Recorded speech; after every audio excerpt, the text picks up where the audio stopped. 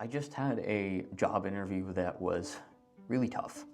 And I think it serves as a good conversation point into the reality of disability and employment. And it's something I've talked about on the channel a little bit before, but I want to talk about it again. From a black background, two teal canes crossing behind a pink atom flicker on in neon light. To the right, white words stack vertically, blind over matter. The words and logo fade to black.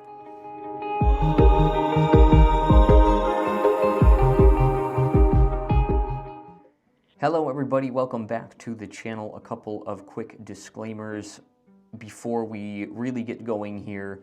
Number one, I do not speak for all blind people. This is just my experience. And number two, the struggles and the accessibility barriers that I talk about here and my feelings on them are not objective reality, okay? These are things that are kind of reflect my experience, where I'm at, and where I want to be. And today I wanted to talk about that in a very honest way, because these are conversations I don't see in any accessibility spaces, let alone a random YouTube channel from a random dude. With those disclaimers out of the way, give you a quick description. I have my shoulder-length curly hair tied up behind me today because it is about 85 degrees in here and I don't have air conditioning. So doing the best we can with what we got. I am currently wearing a flannel, which I think is blue, but it might be green. I grabbed it in dim light, so yeah. And then I have my mic, which is a little wireless guy with a windscreen, aka a dead cat on it. So that's a little bit morbid, but that is your visual description. Let's do it. So this job interview was for a position at the Mayo Clinic. I am been a direct support professional for adults with disabilities for a little bit over a year now, and it's a good job, but I'm having some transportation struggles right now and trying to find something that might work better, not only on that front, but potentially financially as well. And so I applied to two different positions with the Mayo Clinic. The first being a PCA, or patient care assistant, and there are some accessibility barriers to this position that present potential very serious safety risks. And I wanted to talk about the reality of disclosure and why it's so important to be aware of what you can and can't do. Because in this instance, it's literally could be a matter of life and death. And I don't say that to be hyperbolic. Now, one of the first things that my interviewer and I talked about was how to potentially make some things more accessible and what kind of barriers might exist, because I was very forthcoming. I always disclose my disability, and I find it to be the best path forward to getting a job or figuring something out. And so one of the first things was, how are you going to walk into a room and assess a patient, right? Well, my ideal would be to have talking monitors for vital signs, to have some way of getting a description of spaces that's accurate. Guess what? We are not there. These talking monitors may exist in isolation, but they may not exist on the volume enough for everyone. You know, if I have 10 rooms of patients to take care of, we might not have 10 talking, blood pressure meters and blood oxygen meters and glucose meters.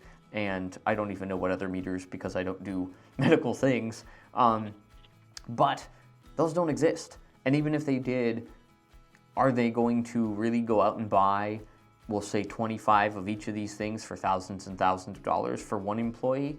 Maybe, but I can't count on it. So that was kind of strike one. Strike two, call buttons. If someone hits a call button, bing, well, bing doesn't tell me if that was room 204 or room 207, okay? Now, if it talked and said, room 204, now I know that patient 204 needs some help. Guess what? That system, to my knowledge, doesn't exist. Could it? Possibly. Someday. Maybe. Does it right now? No. Can I reasonably, that's the key word, can I reasonably assume that these accommodations would be made for me upon me being hired for a job that I don't even know if I can do accessibly? I don't think that I can. And so I was feeling a little bit discouraged, because it's like, well, I'm glad I was honest, but I'm just not thinking this is going to work. And fortunately for me, the person that I interviewed with was someone who wanted to be proactive and think about some things. So we talked about a couple of other positions and ideas. The second position I actually already applied for is essentially like an escort or a person who helps to get you from point A to point B. They actually call it a transporter. And as much as that is something I would love to do, I don't know how feasible that is because I'd have to learn the entire building, get a lot of training on how to get from A to B to C to D to B to C to A to E, right? Like all the places. And I'm not saying it's not feasible, I just don't know yet. I actually haven't heard back about that position specifically. Now, the position that this woman brought up that I interviewed with that might work is called a sterilization tech. And it is essentially cleaning, sterilizing, organizing, and preparing tools for surgery for procedures. Not something I have experience with, but in terms of my ability to differentiate materials by touch, right, and hopefully memorize them and organize them and keep things just so that everything, this could literally be for brain surgery at some point. So it needs to be done well, it needs to be done correctly, and I need to have the training, the tools, and ultimately I need to be able to develop an accessibility system that would work for this job, but it sounded a lot more feasible than hoping that I walk to the right room and that when I get there I can assess whether someone is in immediate danger or in need of medical assistance. So, being incredibly honest about disability is really hard to do because the answer might just be, it's not accessible enough and it won't be, and thank you for your time. Or it might even be more polite than that with less result. And that's something I've experienced before. And so being vulnerable like this in an interview is incredibly scary because that might have just been the end of my ability to even try to work with the Mayo Clinic. I am fortunate in that the person that I interviewed with was willing to hear me out, to ask questions that were very pointed and were very candid, and to listen to my answers that were also rather pointed and candid. When she did that, she opened a door instead of closing it, and may have opened a couple doors. So she is going to reach out to another resource and hopefully get back to me. I haven't, obviously, this interview literally just wrapped up about 2 minutes ago, so, well, more than that, I've been recording longer than 2. You get the idea. What I wanted to talk about here, and what I will end with, is that disclosing your disability is still your choice, and it always has been, it always, hopefully, always will be.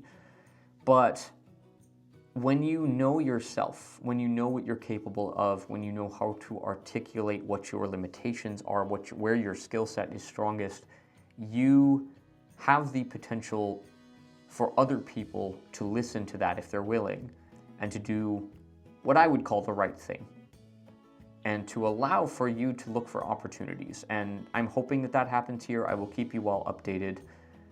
Job hunting is a lot when you're disabled. And I think that today was proof of that, while also potentially being the start of something different. And I really appreciate all of you for checking this out. If you have any questions, comments, queries, theories, concerns, or anything else, please don't hesitate to put all of that in the description down below. Take care of yourselves. Take care of each other. Have a great weekend, and we'll see you soon. Peace.